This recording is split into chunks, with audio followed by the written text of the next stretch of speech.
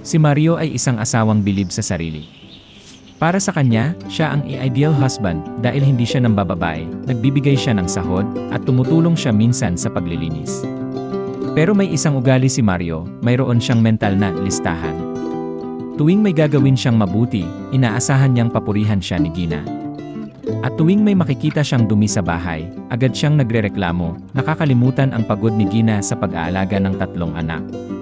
Sa kanilang small group, tinamaan si Mario sa point 2, selfishness is ingrained.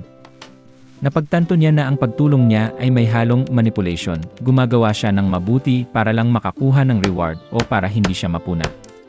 Ang tunay na pag-ibig ay hindi nagbibilang. Gina! Alas 7 na, bakit ang kalat pa rin dito? Pagod ako sa opisina, gusto ko namang magpahinga sa maayos na bahay.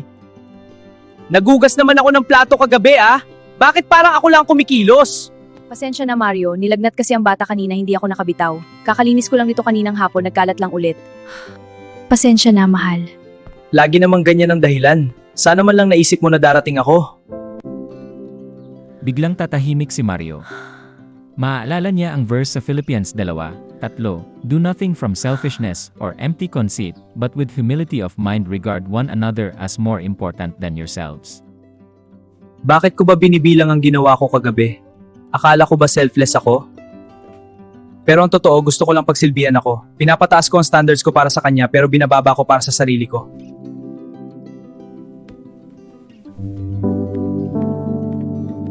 Hon, bitawan mo muna yan, sorry. Imbes na dagdagan ko ang pagod mo, dapat pala tinutulungan kita. Is lang Mario, gutom ka na siguro. Huwag mo muna akong alalahanin. Maupo ka muna rito. Ako na ang magtatapos nito at ako na rin ang magluluto ng itlog para sa hapon. Hindi dahil kailangan mong magpasalamat, kundi dahil gusto kitang mahalin ng walang kapalit.